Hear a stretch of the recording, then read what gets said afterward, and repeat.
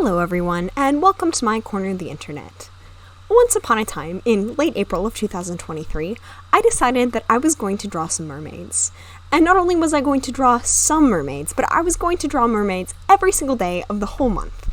In fact, I was going to make my own prompt list for MerMay. I was going to start early. But then reality caught up to me, and between finishing my classes and all the other responsibilities that life likes to throw at you, I quickly got behind on the challenge. It's okay, I thought naively. I'll just finish them in June and call it Mer June instead. As you are probably aware, it is no longer June. Unfortunately, June turned out to be just as busy as May, and that did not end up happening. I finally decided to just call it for this year, so without further ado, here are my May, June, August, my mermaid drawings for this year. The prompt for day one was blue tang. When I was younger, blue tang were my favorite kind of fish, not only because of Dory and Finding Nemo, but because they're just so blue. But what I didn't know is they're also kind of dangerous. They have razor-like spines at the base of their tails that they use to anchor themselves between coral branches and to cut anyone who threatens them. Sometimes they even inject venom. They're also called palate surgeonfish, which is interesting, and apparently caudal spines, or spines by the tail fin, are typical of surgeonfish. So this has been very educational. Now I know that no matter how blue the tang are, I can't just scoop them up. I still want to, though. I mean, look at them. I tried to capture that secretly dangerous sort of energy in this mermaid's expression. She might look cute, but come too close and she'll hurt you. Day 2 was jellyfish. Instead of starting my planning process with actual research, I just started with a color scheme and a vague idea of how I wanted the final image to feel. To be honest, I think that jellyfish are a little weird. They're kind of like viruses in that they challenge my assumptions on what makes something a living thing, and that makes me quite uncomfortable. I do know a bit about them. They're floating blobs of goo that are the medusae, I think, I'm not a marine biologist, of some species. They're in the phylum Cnidaria with the silent C. They don't have a central nervous system or circulatory systems, which makes me super uncomfy for some reason. And there are some types of jellyfish that you really want to avoid, like the box jellyfish. But beyond that, I prefer not to think about them. Despite the severe lack of any preliminary research or jellyfish reference photos, I really like how this picture came out. It's so calming it might actually help me cope with the existential crises that thinking about jellyfish gives me. Day 3 was treasure. I had several ideas for this one. Obviously, the first one was a basic image of a mermaid with a treasure chest, but that seemed, well, way too basic, and I thought I can come up with something more creative than that. My next idea was a mermaid with something that we would consider trash, but she considers it to be treasure. But then I started thinking about what I would do if I were a mermaid, and the obvious answer is underwater archaeology. There are hundreds of archaeological sites that are really hard to access because they're submerged underwater, and there are probably even more that we don't even know about because, well, we're not mermaids, so we can't get to them. But underwater archaeology would be much more convenient if you were a mermaid, or perhaps a mer archaeologist. I based this picture off of Thonis Harasalon, I hope I'm pronouncing that right, which was an Egyptian port city that basically just collapsed into the Mediterranean around the 2nd century BC, and it wasn't discovered for thousands of years.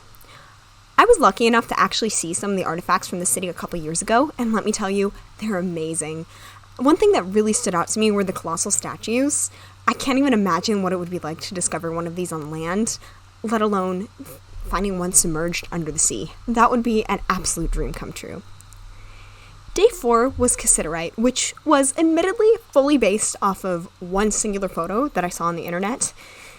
The picture was just so pretty. I loved the black and the gray and the gold crystals, and it sounded like it would be a super fun prompt, but then I realized that I suck at drawing crystals, and I was already overwhelmed. I also don't love the color scheme here. It ended up turning out way too dark and gray, there's not enough contrast, and I didn't really incorporate as much gold as I wanted to.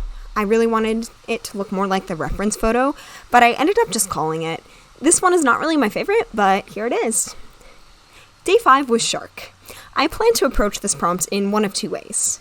Either I could draw a mermaid who is half human, half shark, or I could draw a mermaid with a shark. I decided not to go with option 1 since, really, what is the difference between a shark mermaid and a regular fish mermaid? I mean, sharks are fish, and I feel like most of the easily recognizable differences in body structure between a shark and whatever type of fish it is that a regular mermaid is based on would be the top half, like the head and the teeth, which, of course, in the type of mermaids that I'm drawing is the human part. So I thought, what if mermaids rode sharks like humans ride horses? Of course, they'd have to ride side saddle since they don't have legs, but they could probably do it. This one took a lot of fiddling with before I really felt like the pose even made sense. It didn't turn out perfectly, but I love the concept, so I'm happy with it. Also, I personally really love it that this mermaid is wearing very human dressage riding gear. I think that's funny.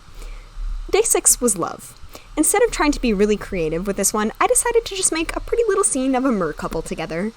Drawing people kissing is always tough, but with the help of stock photos, I think that the pose turned out pretty well. Just having the mer couple floating in the center of the canvas didn't feel right, so I added the bubbles around them, which just made the piece look so bright and fun. This one was pretty self-indulgent, but it's sweet and I like it. I was really looking forward to day 7. It actually wasn't May anymore by the time I finished this one, but I knew I had to because I had an idea that I absolutely loved. Years ago, I saw a pretty convincing video filmed from what was apparently the inside of a submarine of some kind of humanoid mermaid creature basically tapping on the window. I think the video was actually on Animal Planet. I'll link it below.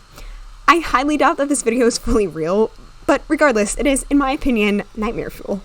Imagine being hundreds of feet under the surface of the ocean where there should be no people, and suddenly hearing a knock on the window.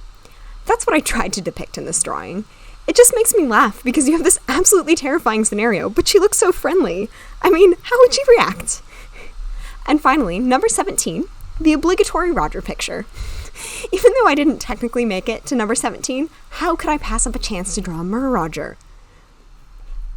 And that concluded my mer attempts for the year. I did end up with a couple more drawings than I did last year, which is something. One of these years, I'll actually complete the whole challenge. Maybe next year. We'll see. Anyway, thanks so much for watching, and have a great day!